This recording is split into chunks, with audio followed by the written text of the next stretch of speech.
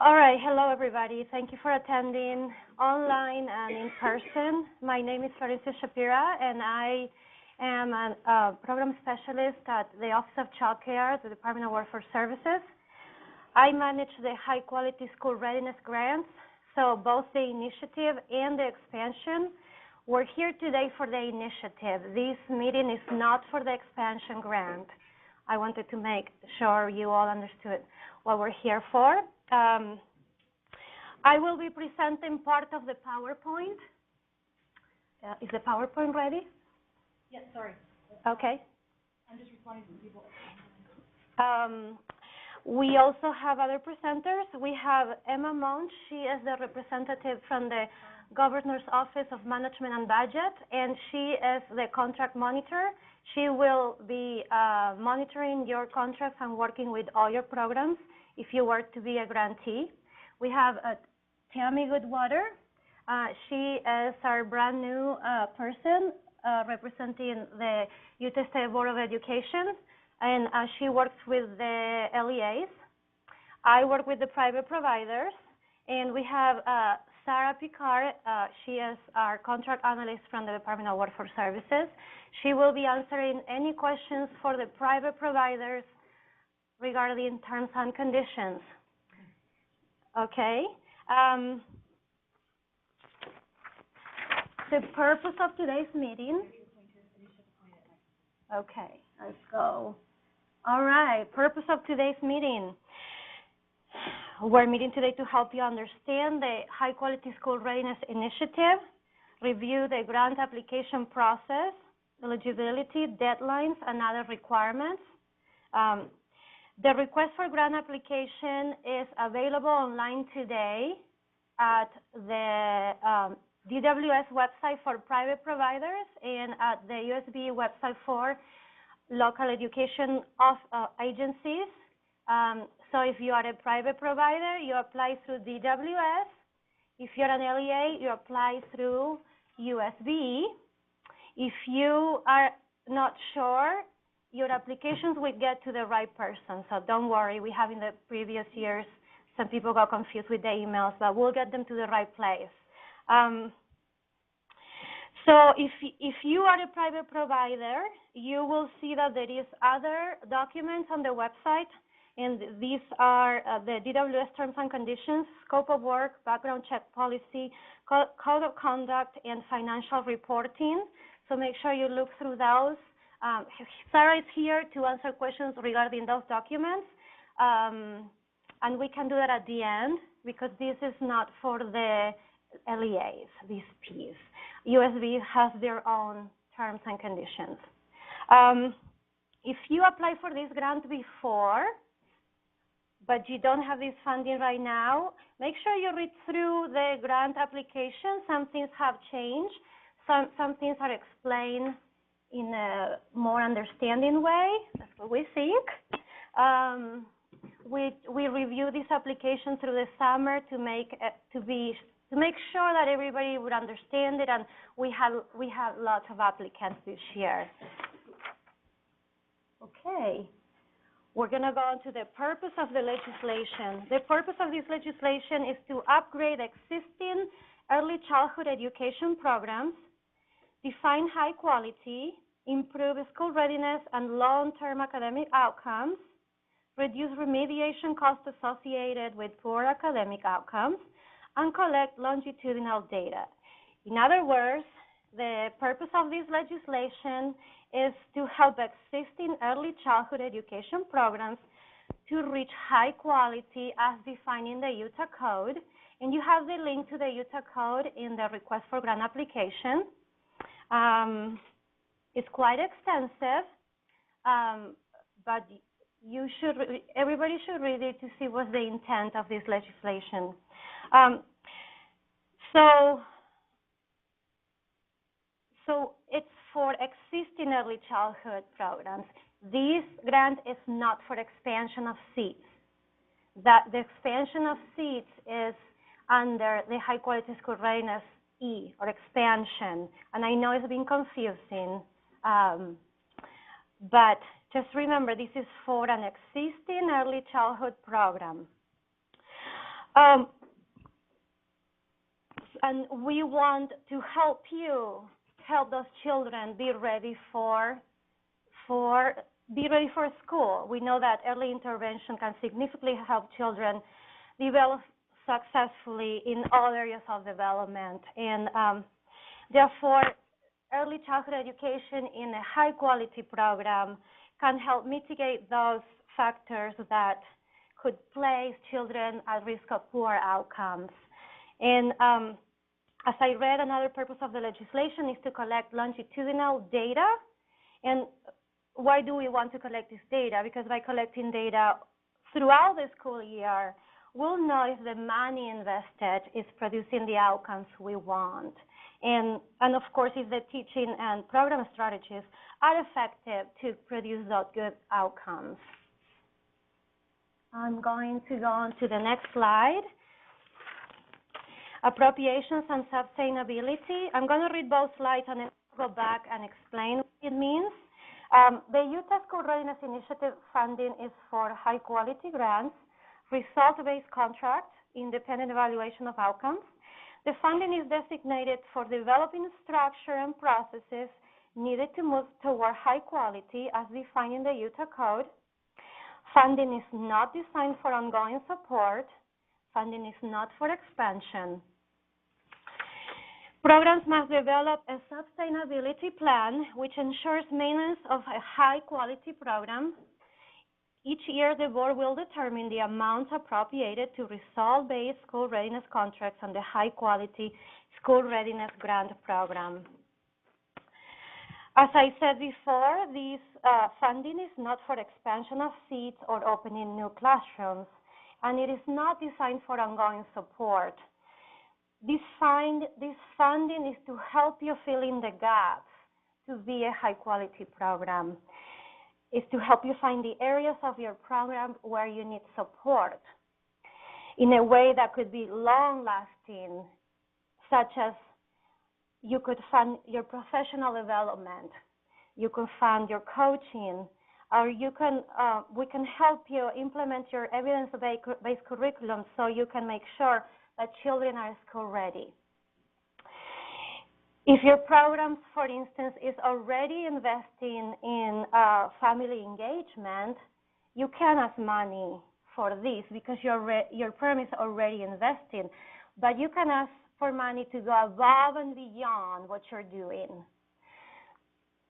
Remember that this grant is not for supplanting. So if you're already using funds in your program for certain things, we want to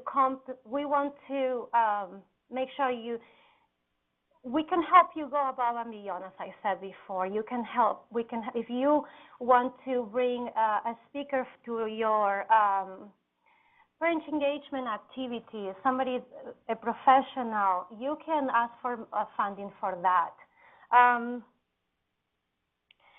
You can, for instance, raise wages to ensure continuity of care and keep all your great teachers in your programs. But you need to make sure that if this grant is going to pay for that portion that your wage is going to raise, you need to make sure that you have a sustainability plan when this funding goes away. Because we don't want to see programs closing because then you can't pay your teachers as much as you were when you were receiving this funding. As data, programs must agree to collect data and also to cooperate with an independent evaluator assigned to collect data for this grant. And for those programs, so I will go on to the data piece again. I'll come back to it. I can just explain you now. So by collecting data, we know that what you're doing is working, right? And most evidence-based curriculums will come with a system designed to collect this data. So the collection of data might vary from program to program. An independent evaluator will also work with you to do pre and post assessments of the children, and that is data that we must collect to see that we are getting the outcomes we want. For those programs that apply for funding during the second and third years, your approved budgets could change because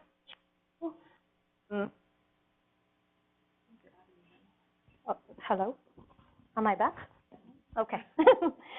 For those applying with second and you're not on speaker anymore? Okay, maybe I'll get it closer. Okay. All right, so it's going. Okay. So just for shall I use a different microphone? Okay, I'm going to change microphone, so I'm going to turn this off. Is this one working? Okay.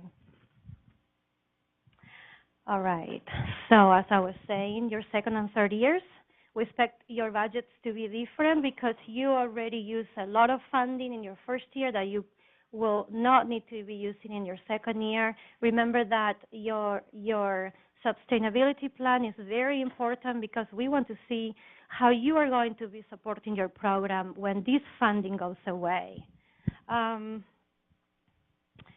So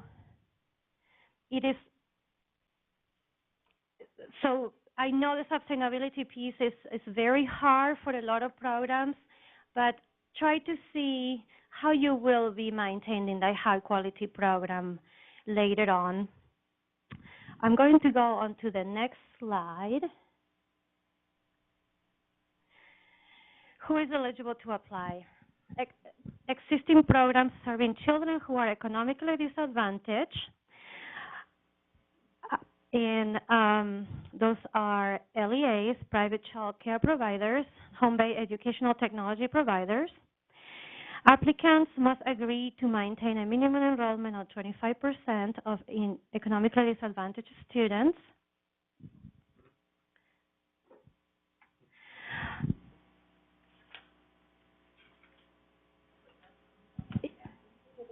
Yes, we have a question. Yes. What we've been doing so far is doing the schools that have that percentage or more. Okay. Does it have to be per site? Like, is that going to have to be in that site, or can it be spread across the district? Like, if we have several sites that we want to include in this, and some of them are at like 40%, and some of them are at 21%. Mm-hmm. So the question is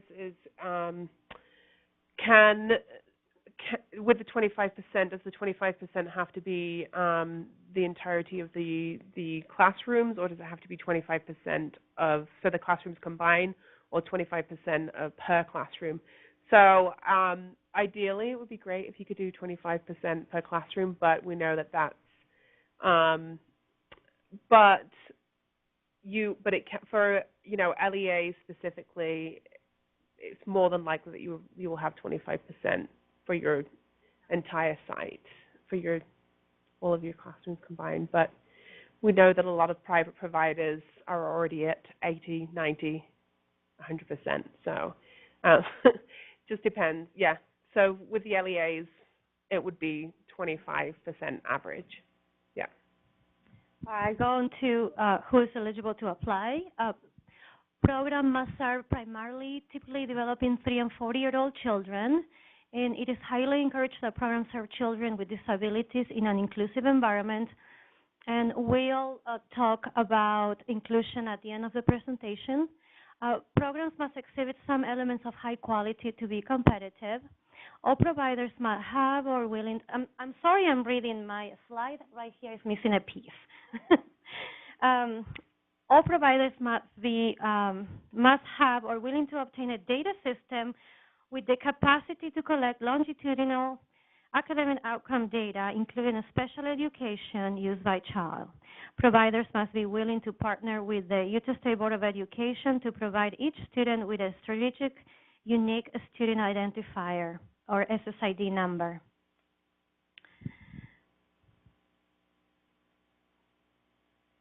So are there any There's one more providers here? Okay.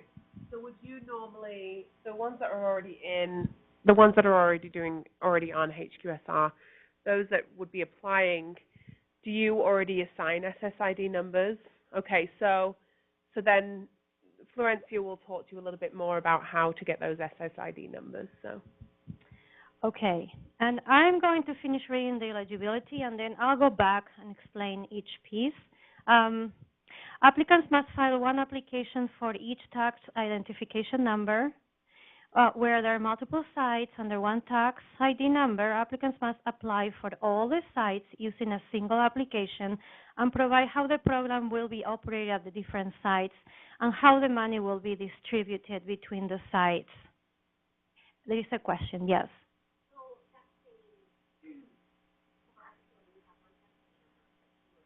Okay. That's correct. Right. So somebody is asking me if it's saying that the money can be allocated different at the different locations. Yes, because you might need different things at the two different locations.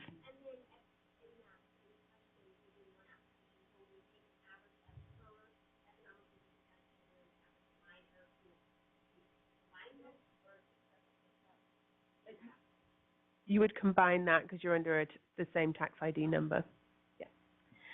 Okay. So let me go back to the beginning of eligibility. And economically disadvantaged in this bill means that the student is eligible for free or reduced lunch, but if any of the private providers, which is not part of the food and nutrition program, you can you can come up with your own procedure to determine eligibility. We want to know what your procedure is. And families qualify if they are under the 185% line of poverty. So if any of you is not part of the food program and you need help determining eligibility, we can help you with that. We can help you find the forms and come up with your procedure.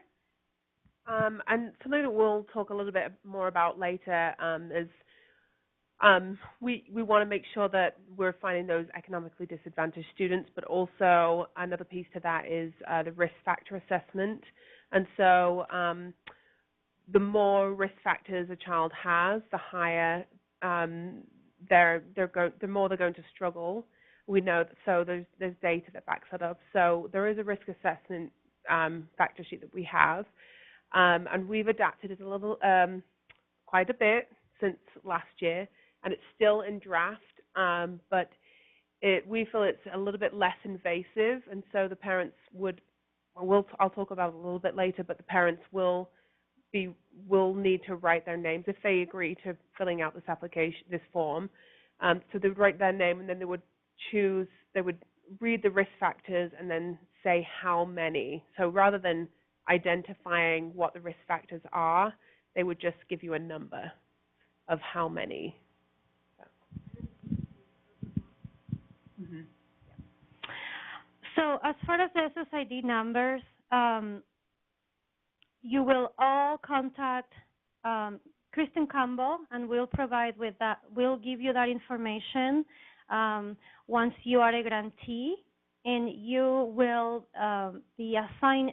They will be assigning SSID numbers, and so she will give you some guidelines on what and how you collect those children's names, because you have to have a birth certificate. But there is other ways also to prove the right name of the child. We want to follow these children and see the progress that these children make throughout third grade. So that's why one of the requirements is that you work with USBE to provide children with these numbers. Yes, and that's something, you guys don't do that. No, we just give them the SSID numbers, and then we'll follow up with that data. Tammy will explain the application components, but before we move on to that, I just wanted to tell you a few things. to keep in mind when you're applying. Remember that when you're writing, you want to refer and use the scoring rubric, and that's posted.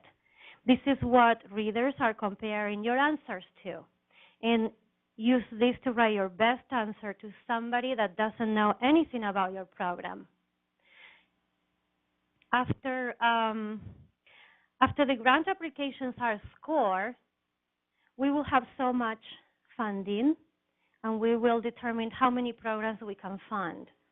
But after we score them, we will visit those programs, and this is a change from all the other years. We will visit the programs with the highest scores to make sure we give priority to those that do need the funding. And this is something we feel great about, because we want to give the funding out to those programs that do need the help. And there is a piece in the RFGA that says an award is conditional upon availability of funds, an initial classroom observation, completion of an on-site interview, and successful negotiation of the grant agreement. That could include changes in budget. So these awards are conditional until we negotiate all these pieces and until we visit your program. Monitoring of the grantees, as I said before, is done by Emma Munch from the Governor's Office of Management and Budget. So Emma is the one who will monitor your contract. She will be the one requesting data and your invoice reporting. She will also be providing coaching and assistance to all grantees to achieve high quality. Remember that if your projects receive funding, what you wrote in your RFGA are your responsibilities and what you will be expected to do. So what you say you will be spending money in needs to be aligned with your gap analysis, or you won't be reimbursed for it.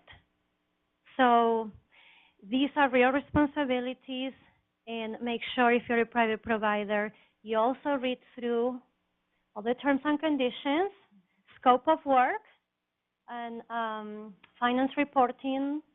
Am I missing something? Background check, policy, and all our standards for all our grants. The request for grant application is available online right now. So if you go to our websites, they should be there. So I'm going to pass. Do you have any questions for me? Or we can go on to Emma has something to say first. So just a reminder that when you're applying, be sure to answer every question, because if you, let's say there's something that you don't do, and you say, well, we don't do that, so I'm not going to address that. Those are points. So be sure to answer those questions, even if you don't have anything in place. We want to be able to see that you're aware that this is part of a piece of quality. So, for example, let's say you don't have a coach in place, or you've got a coach and your coach is part-time, or they're new, or there's something in the skills that's on the grant, on the bill. Let's say you're not applying science into your lesson plans. Address that. Just say, this is something that we're not doing right now, but this is what we hope to do in the future to be able to become high quality. And so just address those things and be honest. Just say, we're not doing that right now, but this is what we plan to do, or, and so just be sure to answer all of the questions. And okay, and I think that's all I have to say. So yes, so we want to make sure. I'm going to say it again, Emma. That was a great point. We need, when you're writing your narrative, answer every question, like Emma said. And when you don't have something, that will be your gap. That's your gap analysis. That's the main piece of your narrative. What's missing in your program and where you want to be. We can't tell you where you want to be because all programs are different. But we know you all do a great job. And we sometimes what we need is funding, right? Yeah. So if we can help you with that, just write it down, say this is what we're missing, and we know we're missing this, and we know that implementing this will help us towards high quality. So now we're going to pass the phone to Tammy. Someone had a question. Yes, Estela. If we are located in a 100% free and reduced lunch school, so these children need to put also the 180 poverty level in our external No. paperwork? If you have paperwork that says these children are already eligible for free or reduced lunch, no. Yes, because that will be the first thing you do. You use the food program guidelines to qualify the children. So far, this is working. There we go. Okay, so my name is Tammy Goodwater. I'm an early childhood specialist with the Utah State Board of Education. I primarily oversee the school districts. Emma does the monitoring, but I do, to some extent, like to be involved because I just kind of like to see what's happening out in our schools. If you need resources or you need help, please don't hesitate to reach out to me, even if you're a private provider. I'm always happy to come out and do professional development for you or training or give you extra information about some of the components for high quality because, you know, we're rooting for you. We want you to do well. We want you to succeed. So just keep that in mind. I am going over the application components. The first thing is there is a copy of the application in your handouts. It was the blue folder. There's also a green folder over there. That was for the HQSR meeting this morning if you wanted that information. So I'm in the blue one. And the first part is the application information and assurances. Assurances just means when you sign the contract or you have whoever your director or chief executive officer, who's in charge of signing that, they're basically saying, yes, we know what we have to do to be high quality, and yes, we're willing to do it. So it's just an assurance for us that, you know, that's going to happen. The second thing is the proposal narrative. The basic program information, we want to know, we want a description of your program. Emma and Florencia both spoke to the gap analysis, and I'll talk a little bit more about that in a second. It sounds really scary, but it's actually not. And also strategies for implementation, so how you plan to go about implementing a high-quality program in your program. Also, progress monitoring. How are you going to know if you're doing better? And what are your strengths and weaknesses as you move along in your progress to high quality? And also a sustainability plan. When the funding goes away, how are you going to continue to provide high-quality care to children? There's also a budget and a budget narrative section. And then we also ask for resumes and letters of support. All application forms are fillable, savable PDF documents. It's already up there online. It was up this morning when I checked. And I have to go back and revise it a little bit. There was a couple spaces where it has like an auto thing on it that will fill in for you, but I need to go back and manually add in a couple more fields because they didn't add in. But I'll get that revised. No handwritten applications will be accepted. So you're going to fill that out, save it, and send it via email. And the email address is indicated on the application. It will also appear in the slide presentation later on. Questions about that so far? Okay, moving on. The application narrative is limited to no more than 15 pages using the following standards. So these are the things you want to keep in mind. It's like writing a high school paper, right? So we define the page as 8.5 by 11. We want one side only with 1-inch margins at the top, bottom, and both sides. Double space all the text in the application narrative, including the titles, the headings, any footnotes that you have or quotations, any references, any captions. Double spacing is optional for the text. If you're using like a chart or a table or if you have some figures or graphs, you don't have to double space in there. We would ask for a 12-point font or larger and no smaller than 10 pitch. That's characters per inch. It just makes it easier for us to read it. So we're not, you know, my eyes are getting old, so I need to be able to see it. And then you please use one of the easy-to-read following fonts, Times New Roman or Arial would be great. The page limit does not apply to the cover sheet, the budget section, the narrative budget justification, to the assurances, the resumes or letters of support, but it does apply to all of the application narrative section. So we will not read any pages of the applications that exceed the page limit. Questions about that? Sorry, before I go on. Okay. The application has to conform to the following standards. It has to be in PDF, so it's secure. And it must be submitted in a single email to one of the following addresses. If you're a school district, you're going to send it to the USBE link or email address. And if you are a private provider, you'll send it to DWS. All required documents must be attached. And the name of the applying school district or local education agency, the charter school, private provider, or home-based technology program should appear in the subject line so we know who you are. And then applications submitted after the deadline or without all the required documentation won't be considered.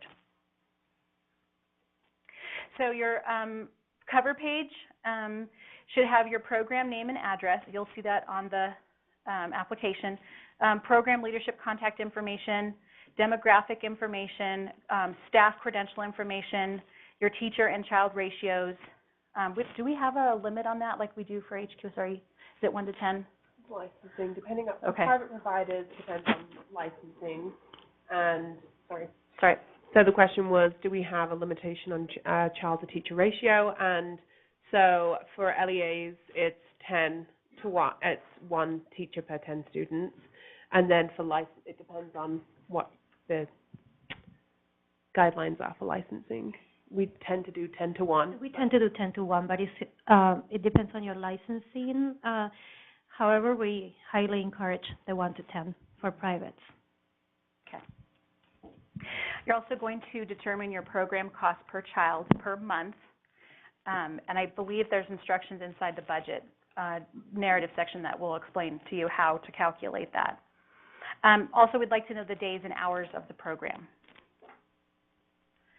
So the gap analysis, what you're looking at is looking at what your program's currently doing to address these different components, and one of them is the content areas. And most of you, it looks like, took the Utah State core standards for early childhood, which is great. We wanted to make those available to you in case you needed them. We also had some in Spanish over there, so if you didn't get it or you want it, it's over there. And if you did not get a copy or you need a few more, I can get you some. We're just kind of running limited because we're getting ready to revise them this year.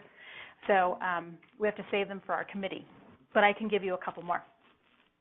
So we're looking at, is your program providing opportunities for oral language, or the communication between you and the child and between child to child, listening comprehension, phonological awareness, which really deals with those letter sounds and words or rhyming or syllables, pre-reading strategies, tracking text, talking about the title of a book, the front cover, the back cover, alphabet and word knowledge, writing, book knowledge and print awareness, numeracy and math, creative arts, science and technology, social studies, health and safety, PE, and then also ongoing focused and intensive professional development for staff. So you have to look, is your program doing all of those things? And if you are, to what extent?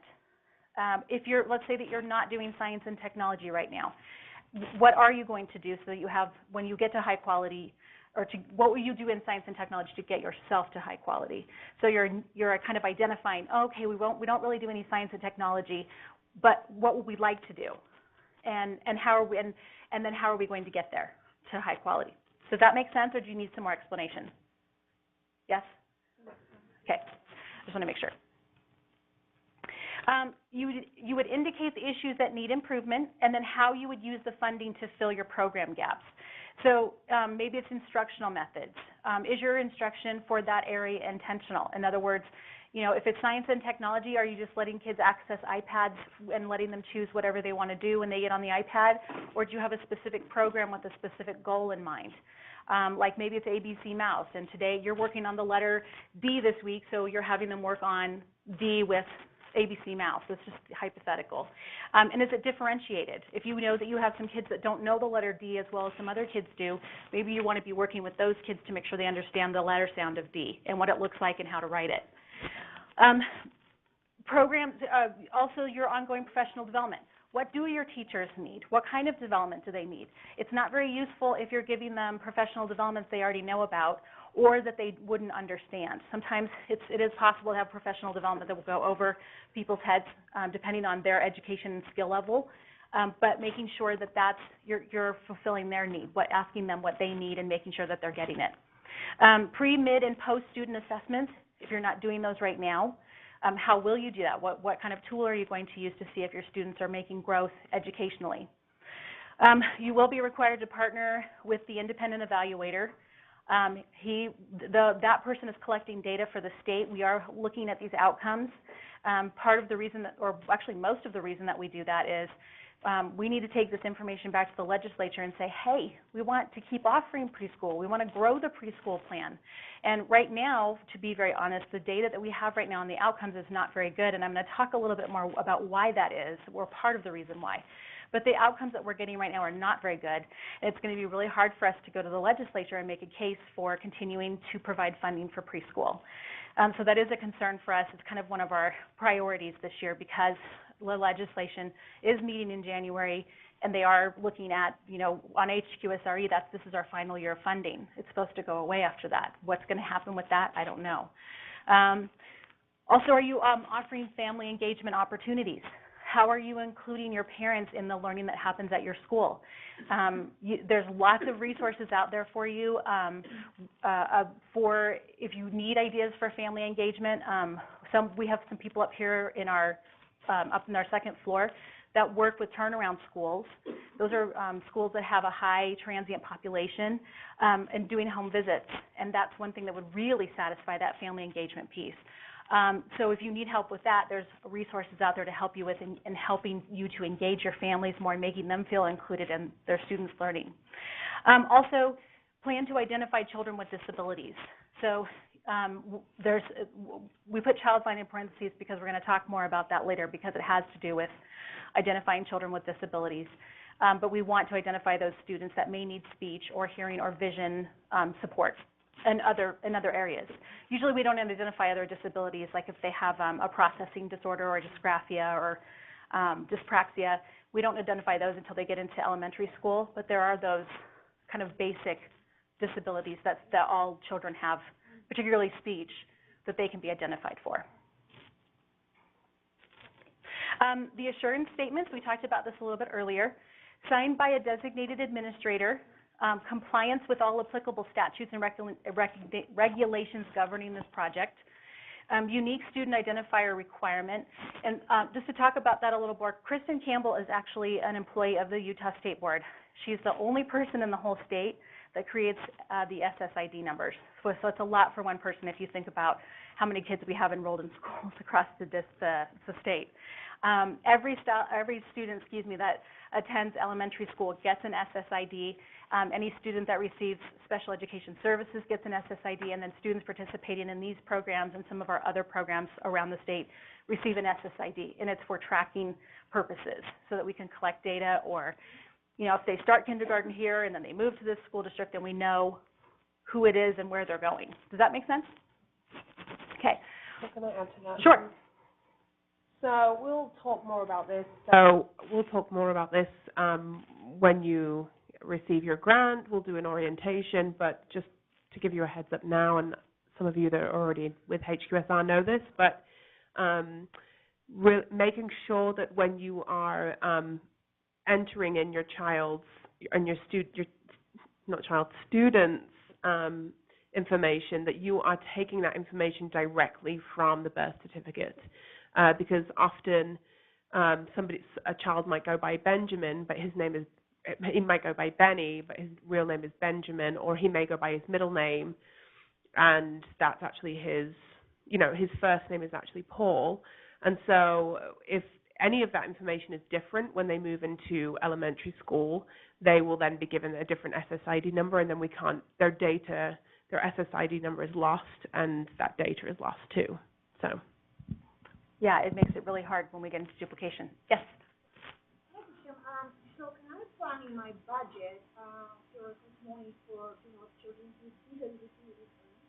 So the question was, can you apply for money in the budget to help children with disability for this grant? Special ed money funds should cover those disabilities, unless you're talking of something else, something specifically. Oh, okay. So you probably would refer your student to a local school district because school districts provide that. It's a 3 years old. Right now, Yeah. early Mhm. If you refer them to your local. There's no place where to send them. We have two. One dyslexia, and he can do anything. So when he was 2, he was in our head start early. So they were paying for one person they paid at 15 on. Now he's going 3 and he's going out of our program. We don't have we can pay for one person to stay with that child. You want to talk to that? I think you can It takes a little while. There's a delay. Okay, I think you can propose it in your application.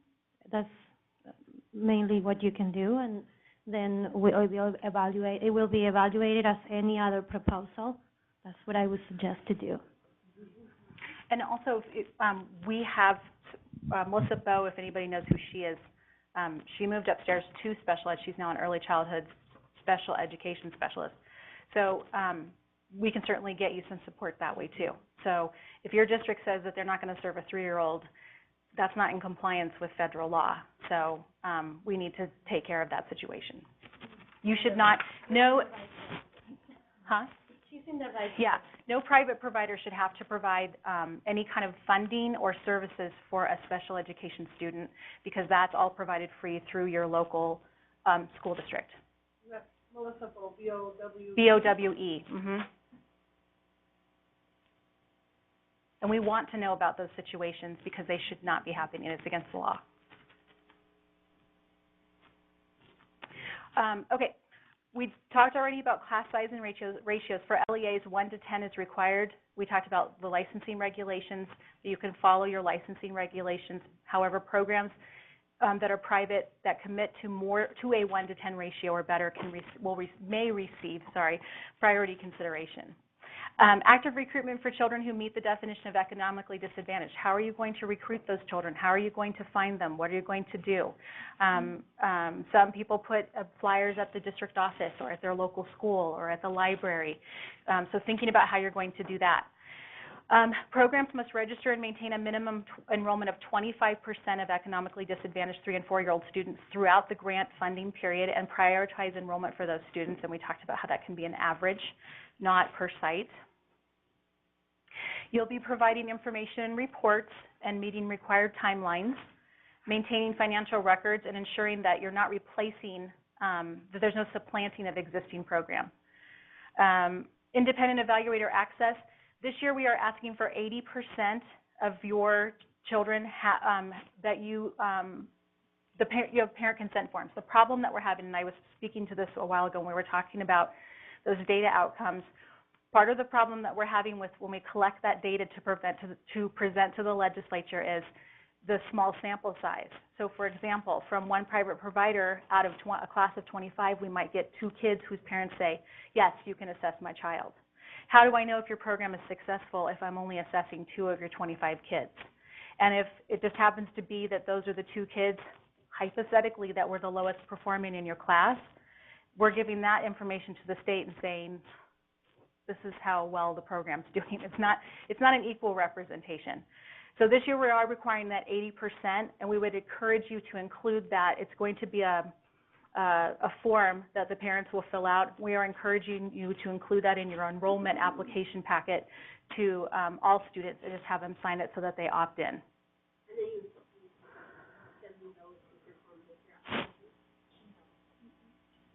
So, delay. So you would send, once you are accepted into the grant, you would receive the blank forms, and then you would have your parents fill those out, and then you would send them to a man called Mark Innocenti, and to me, and you would send you a spreadsheet, an Excel spreadsheet, and you would, once you have all those parent consent forms, you would fill out that information of those students. And no. If you're applying, you are agreeing to do that. then you will have to come up with a process on we want to know how you're going to be doing that. Are you going to designate a specific staff member to be in contact with the people that do the assessments?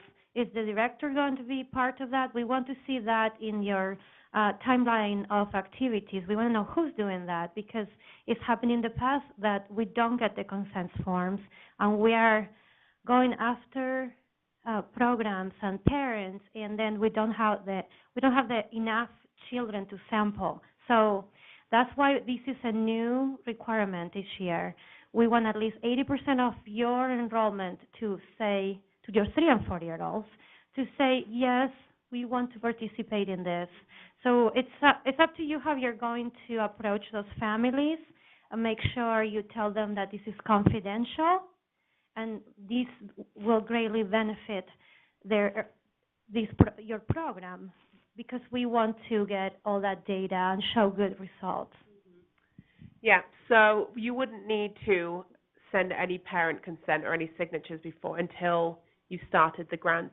And then, like Florencia was saying, it's really important for you to educate whoever's going to be handing out this application, whether it's someone at the front desk or whether it's teachers, really making sure that they are aware of what it says in the application and being able to condense that down. We do have an English and a Spanish version, but for teachers to be able to condense that information down and help parents to know that the person that's going to be coming out to do the PPVT testing is going to be, that this data will be public, but it's through an SSID number. So there are no names out there, it's a number.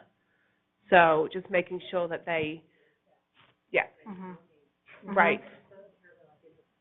Exactly, Yes. yeah. So sorry if I confused you on that. Also, when Mark does come out, we are looking at data collection collaboration. He's usually pretty flexible. Is he as flexible as ETID now? Is he? It's flexible in... So for when our HQSR evaluator will sometimes meet parents at a later date at a different location. They come to the school. Okay, they do come to the school. Yeah. Okay, so just being willing to cooperate and participate or collaborate with our data collector so that they can get those outcomes that they need. Do you have any questions about that? Okay, it's just really, really important to us, and as you know, why we want the legislature to say, yay, preschool. In the past 2 years, we've been 100% for buying consent. Yes. But we always thought that they used to evaluate 50% of that. When we asked if they're going to evaluate more, and they say like, no, we just need some. The children need to meet certain criteria to be assessed. So that's why that's why we want everybody to send as many as you can, no less than 80%, because those children are going to be selected through, there is a selection that goes through the assessment before the children are assessed. And they're samples too. They're samples, so they're not going to come in and test everyone, but they do a sample. Yeah. And then making sure that you comply with state and federal requirements for IDEA Child Find. IDEA stands for, and correct me if I'm wrong, Individual Disability Education Act. Making sure that you're just aware of what some of those requirements are. If you have questions about them, again, we're happy to answer that. A lot of that information can be found online. If you go to the USB and look for under special ed, you can get a lot of those requirements there. And then use of risk factors, and Emma's going to talk more about risk factors later on. But it's really just making sure that those kids that really critically need that preschool experience are getting it, that they're being identified. So since we're on the topic of IDA, Florence is going to read out just the definition so that we're all on the same page. So I'm going to read the definition that USB provided for inclusion. And inclusion is defined in a way that children with disabilities will participate in and progress in the general education environment with their non-disabled peers. The inclusion of young children with disabilities in educational settings designed primarily for children without disabilities means developing and fostering environments that view them first as children and second as children with special needs. It means understanding that preschool children with disabilities and those without identified disabilities are more alike than different from one another. Inclusive classrooms meet the needs of children with disabilities while still providing opportunities for learning with typically developing peers.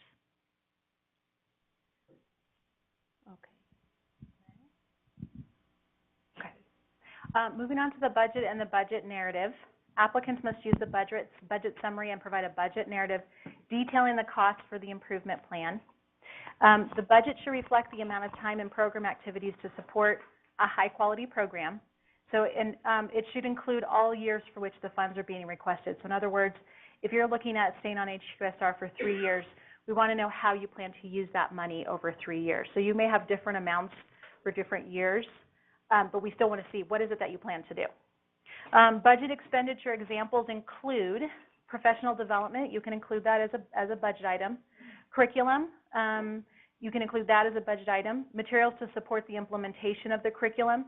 That could include things like, shopping at Lakeshore for, magnetic letters or different manipulatives, any of those things that will support the implementation of your curriculum. Coaching, if you have coaches or you want to have a coach to mentor your teachers. Tools for assessing children's ongoing growth. What kind of assessment tool are you going to use? Does the curriculum come with assessment? If it doesn't, how are you going to assess them? All purchases must be allowable under local procurement processes, which really just means that you're shopping kind of locally. But most people, I don't know, go to Lakeshore and I don't think you can just shop at Lakeshore. Usually you have to buy it from them and have them ship it to you. But anyway, and you can refer to the allowed, disallowed purchases that is in the grant application. Okay. Yes. Professional development includes also the CDA support for the teachers. Florencia, she just asked, does the funding that they would apply for support CDA for teachers, is that still go back to DWS scholarship? It does support it. It does? Yeah. So they don't have to do the DWS scholarship like they do for HQSRE? They can. Okay. It's your choice if you want to put the money towards it or you want to be part of one of our cohorts through the Care About Child Care offices. It's up to you. So that way you can use your funding on other things besides making sure your teachers have CDAs. So there's some other opportunities too, and I'm not quite sure of all of them, but I know that there's a couple different routes to CDA where there's a scholarship or a grant or something like that for your teachers. All right. Grant scoring. We look at your basic program information. How well did you answer the description and the role? Did you give us more detail about your program demographics? Did you describe the recruitment process? Did you do the risk factors assessment? And then we'll be looking at what kind of evidence-based curriculum do you use or are you planning to use? What instructional methods you currently use or are planning to use? What your professional development is or will be? What assessments you are using or will be using? If you're willing to partner with the independent evaluator, if you're willing to do data collection and monitoring, how well you incorporate family engagement strategies, how well you're serving children with disabilities in that inclusive setting, and then program staff and qualifications and certifications. Okay. So I think the important piece of this is making sure that you don't need to be at high quality, and I think this is a grant to help you to get to quality, but there needs to be elements of quality in there because if there's no on lesson planning, if there's no curriculum, if there's no way to collect data, if there's no coaching happening, or if there's no, education, teacher education, then it's really, a difficult place to start from. So you don't need to be there for every single element, that's where the gap analysis comes from. So just making sure you're addressing those gaps and having those elements of quality, but you don't need to be at that place of quality yet. So to add on what Emma said, we want to see a good start. We want to have something to work up. We want to see some things in place, but we want you to tell us what you need to get to high quality. And when your narrative is evaluated, you're not evaluated on your ability to write, you are evaluated on the content of what you are trying to tell us. And we will let you know when we are meeting for a scoring, and it is highly encouraged that you are available throughout the day, because it often happens that we will call you if we don't understand something or we need extra information. So make sure you put the person to contact will be available sometime during March or April. We will let you know, and we most likely be calling people. We do it a lot. Yeah, and that's a huge piece. Like if we have a question about budgeting or your budget narrative, there was one program in particular last year. We thought that they were talking about expansion, so we were going to cut a huge piece of their grant, and so we were able to call that person and get a hold of them, and we realized that the way they'd been writing things was for, it sounded like it was expansion, but it wasn't for expansion. So it's really important to, like Valencia said, be there on the day so that we can ask those questions, because it's very easy. You've got a lot of different people that are scoring, so you have a lot of different minds there, which is a good thing, but something you write could be interpreted in a different way, and we desperately don't want that to happen. We want for you to be able to have the opportunity to be able to receive this grant. So be available, and we can ask you those important questions. Sorry, we keep going back and forth. And this is just a suggestion. Please don't wait till the last second to send the application. Problems happen, and things don't go through. So it happens many, many times that not all the documents you are submitted got to us. So then the application is incomplete, and it's 5 to 5 in the afternoon where the grant is when it's due. And if we are not able to see that because your application is incomplete, so you have a long time to apply for this grant, and I think it's unique to this grant. Most times there is not that much time. The grant is due March 1st.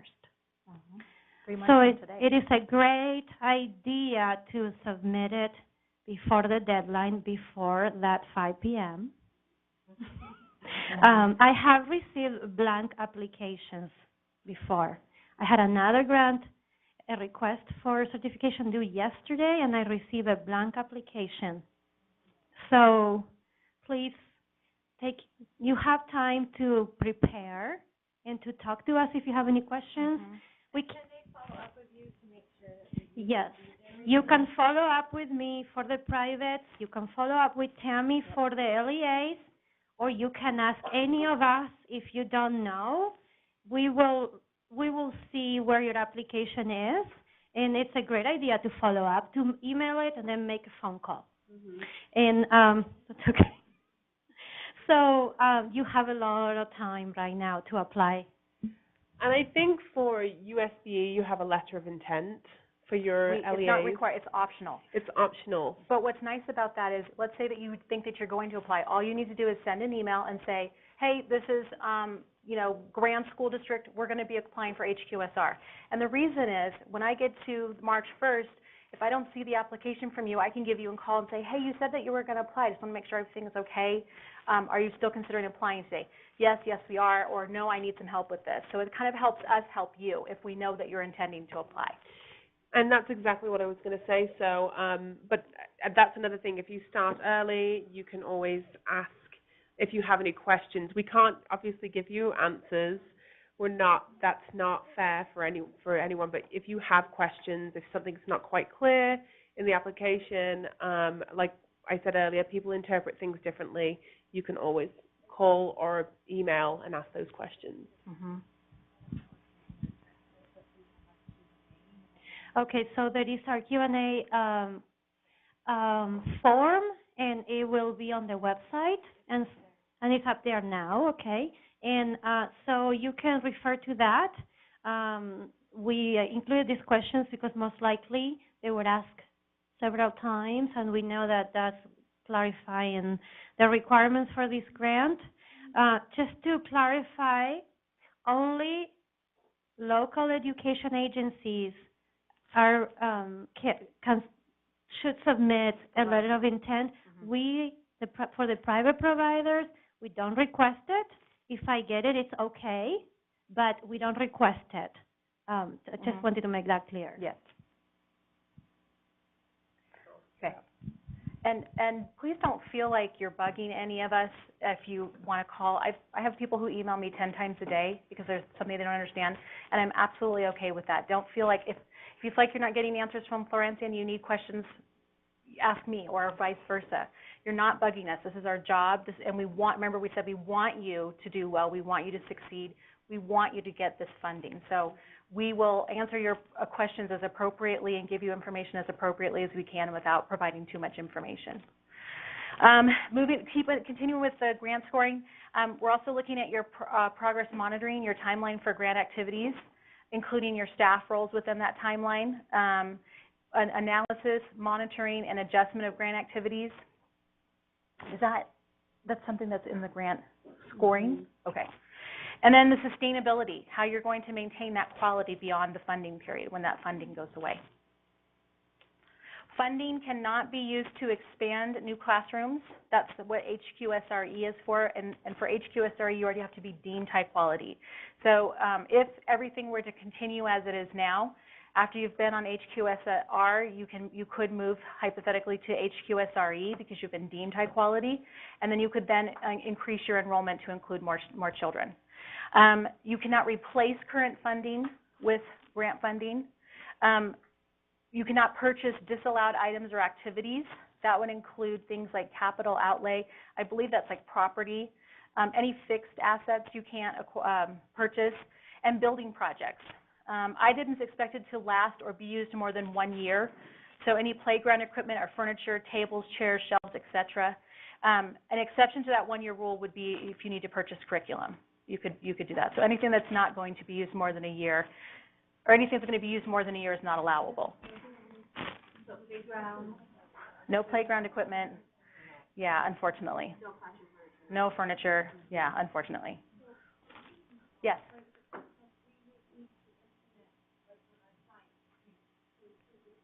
Mhm. Mhm. Where do we put that on? We can't buy science cells to put that on, the science cells. So I'm kind of like confused. If I need to purchase an initiative, do they sit on the floor, or do we need a shelf to put that initiative on? So I think the HQSR, the reason why the classroom needs to be set up is because those things need to be in place already. So that's why it's not expansion, because we're not paying. I know HQSRE pays for furniture, but it's not an expansion program, so there's pieces that need to already be in place. So furniture would be one thing. Mm-hmm. Right. Yeah, so like a rotation of materials or something. So if you're buying more manipulatives, now you're just rotating them out. Yeah. Yeah. Yeah. Yeah. Also, it cannot be used to attend a one-time professional development workshop or conference. It cannot pay for ongoing program costs that are not supported after the grant funding ends. That could be things like if you subscribe to that Scholastic newsprint thing, those wouldn't count. Well, I guess it could for 1 year, but anything that's ongoing. Provide food for children during instruction, snacks and meals. It is provided under HQSRE, but not under HQSR. Purchase equipment that will be used by administrators. We want all of this to go to kids. So you can purchase equipment that directly supports child instruction. That's allowable, but not any kind of administrative stuff. Am I the next one? Yeah. Okay. Okay. Okay, is it working? Okay, I'm going to add a piece that I think we missed before because we said who was eligible to apply.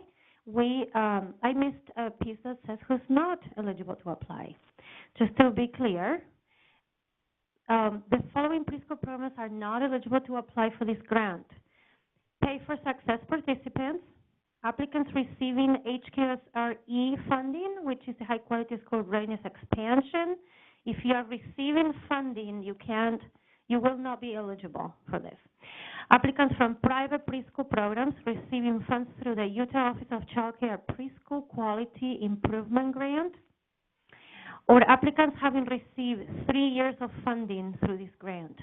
So these programs are not eligible to, won't be eligible for this funding.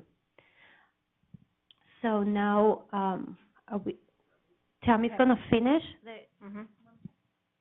So additional required support documents, we're looking for resumes of key personnel, letters of support from leadership of the host site, so your principal or your director or whoever that might be, letters of support from additional stakeholders.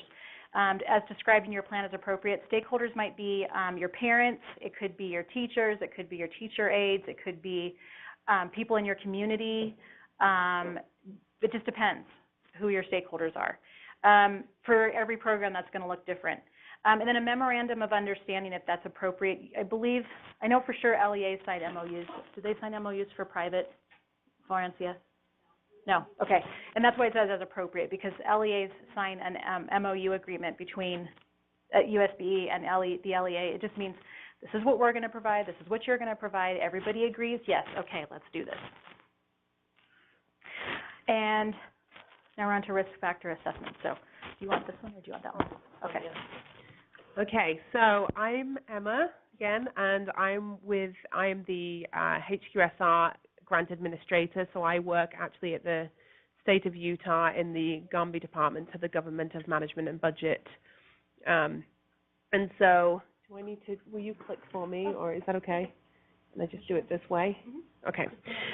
So we're just going to take a shift back to the risk factor assessment, and some of you that have been in HQSR for a while, you'll see that this is a little bit different. And so I just wanted to point out that we have simplified it somewhat, and that bottom piece just indicates they just can read through the risk assessments, the risk factors that they have, and just put the number. So before it was kind of set up in a way where they had to kind of circle or mark what the assessments were, and that's very invasive. So I think this will help parents to feel more comfortable about signing these risk factor assessment. And just to let you know that the point of this risk factor assessment, it's great if you're using them to provide services for your families, but the point of them is that you are using these upon registration, so that you are, having your kids who are at high risk enrolled first. So, yes, Stella. I've got a lot of families that they said, I want to fill it out, but I was here. Mhm. Is there any reason that we have to identify No. The reason why you would want them to put their name is just so that you can help to support them and to know that that's that child, that you're enrolling the children that are at high risk. If they're not putting their name, then you don't know who the child is, right? So, okay.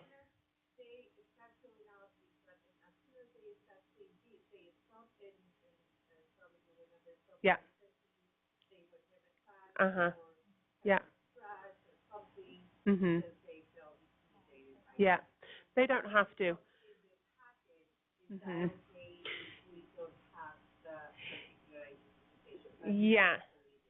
Yes, yes. So ideally you want to know who it is, because you want to be able to sign up that child, the person that's getting high risk, the risk factors. But you never, and that was the point I was going to make, is you never make a parent feel as though they have to fill out this form. That's really important that you are letting your parents know. But if you have a parent that would say, yeah, I would love to fill this out, I don't want to put my name, and if I have to put my name, you're not going to get anything, then sure. Yeah. Right. And if you know who that child is, then at least, you can provide services family if they need, extra support. Yep. Great question. Thank you. Does anybody have any questions about this risk factor assessment? Oh, yes. So if you agree to administer this risk factor assessment, on your application, you will receive 5 additional points. So I would just come and do a quick check and make sure. I wouldn't look at names, but I would just do a quick check when I come to make sure that you're administering the risk factor assessment. But I just wanted to make it clear that that's the point of the assessment. It's not to give it to the students once they have been enrolled and they've been in your root class for a month or two. It's so that you are enrolling those kids that are at a high risk. So you're using it on enrollment, okay? And so application, evaluation, and awards. So LEA and charter schools who are funded with state or federal monies for their current program must apply through USBE, so that would be through TAMI. And then private and home-based technology, private providers would apply through DWS. So, and again, applications are scored by a panel, and there's a lot of us that score. There's around 6 or 7 people that are there, and we, or more, and then we weigh the scores, and if there's a big difference between those scores, then we argue why.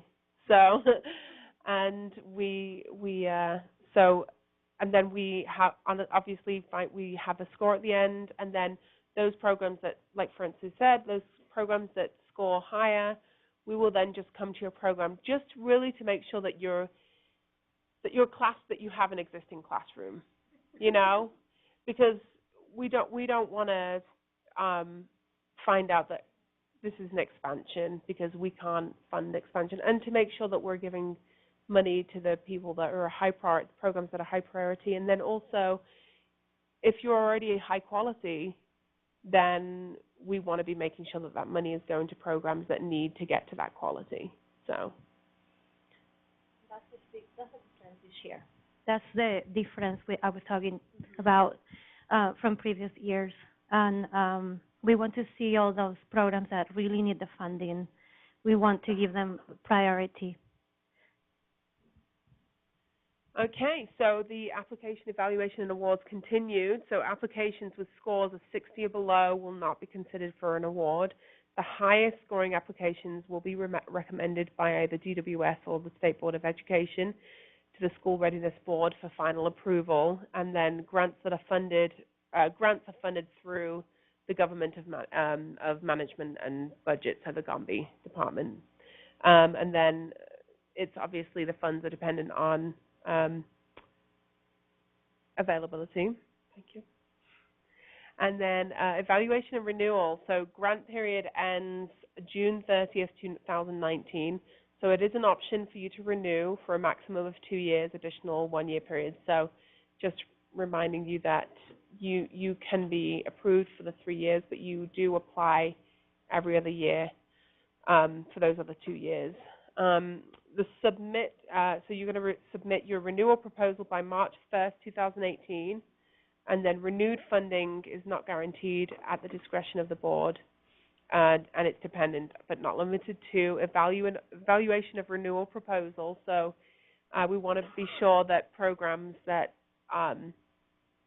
are following the expectations of the grant, and if you're not following those expectations, then there could be a chance of not being renewed. And then grantee performance, meeting all grant requirements, and then funding availability. Evaluation and renewal, again, so the board has contracted with an independent evaluator, so this is Mark Innocenti, and his students will collect and analyze the data, determine whether the program has effectively implemented the components of high-quality early education, and report the findings to the School Readiness Board. So Mark Innocenti collects the PPVT data and presents that to the board, and then I will visit your locations, typically monthly, and I will do an observation of your classrooms and usually debrief with you afterwards and then set goals. And those goals will be dependent on around your gap analysis and then any other additional things that I see. And then you will also send a quarterly report to me 3 times during the school year, and that is when you will send a portion of your report will be data, and I will present that data to the board mid-year and the end of the year. So. And again, programs need to commit to submitting 80% of parent consent forms. We're saying that over and over again because we want you to. We need to have that data. So, okay, and here's the application timeline. I'm just going to go through it. I know you can see it, but so December 1st, 2017, the application and scoring rubric is released. So that's today. February 16th, 2018, USBE. You can send the LEAs can send their optional letter of intent, or the private providers can send Florencia a quick email if they want to say, yeah, I'm going to apply, just so that she knows to look out for your applications. March 1st, 2018, applications and renewal submission is due, and that's due at 5 o'clock p.m., and so it has to have that electronic timestamp. And so again, making sure that you're sending those in a day before, just so that if there are any problems, we'll email you and say, hey, your application's blank, and please resend. But if you're sending that at 4:55, you're not going to have a lot of time to be able to make changes. And we have to be fair to other applicants. There's other people other programs that are very interested in, and so we want it to be fair, and that's what the due date is, so a due date and time. So again, late proposals will not be accepted. So, and then April and May, notifications of awards will happen. And so actually, just kind of as a note before that, when we score, it's going to be within that week or two where we come out to your site to check to make sure that you actually have classrooms open. It's going to be right away, yeah. So, and then July 1st, the program, 2018, the program starts, it will start, the program, and then it will end on June 30th, 2019. And so basically, I know that a lot of your programs, sometimes you don't start your programs until August, but you can invoice back in July because you're going to be collecting your materials for your classrooms, getting your supplies, getting all of those things. So, okay. Yeah. July 1st.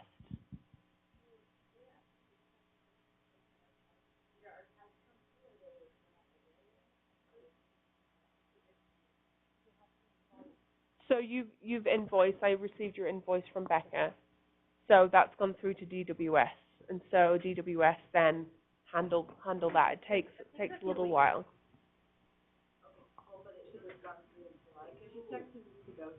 They didn't send an invoice in July. Becca only sent the invoice about 2 weeks ago. So she won't have received it yet. I mean, it's been approved and it's gone through to DWS already. So once I've sent it to DWS, that's their piece. But I can contact Margaret and see what's going on there, and but yeah, and if you ever have questions, let me know, and I can always contact the accountant and make sure that she's taking care of it. So she's usually pretty good. Yeah. She usually takes it in more than 2 weeks. Mhm. Yeah. To submit your expenses and reimbursement for that. Right. Yeah. The way it doesn't just vote in. No. So what happens is you'll fill out 2 forms, and those forms will be sent to me, and you'll also send me the receipts. So I make sure that and the time that if you have salaries and benefits happening for your coach, I will look through those things, and then I approve them, and then I sign them, and then I send them on to DWS, and they approve that, and then they will disperse of the money. Yeah. So the money doesn't come directly. I mean, the money is already sent to DWS, if that makes sense. So no, it goes through a couple of different channels. Yeah. And we need to see all your supporting documentation to reimburse that money. So you get it after you spend it, basically.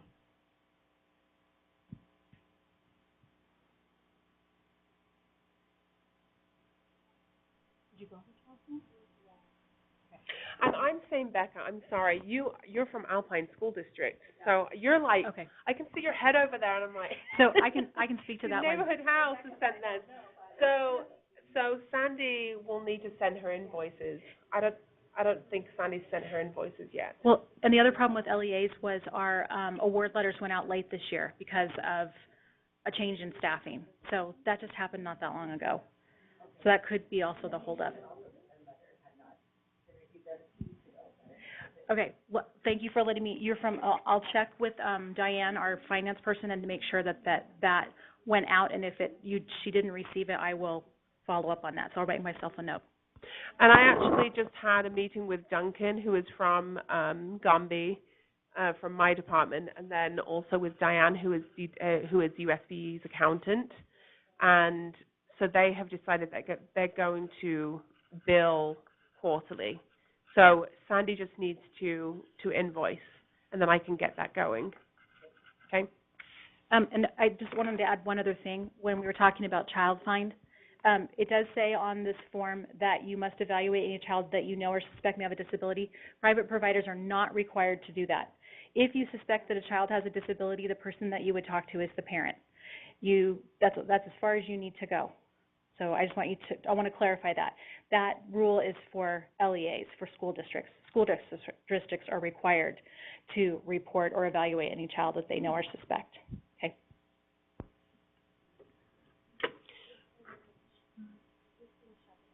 Okay.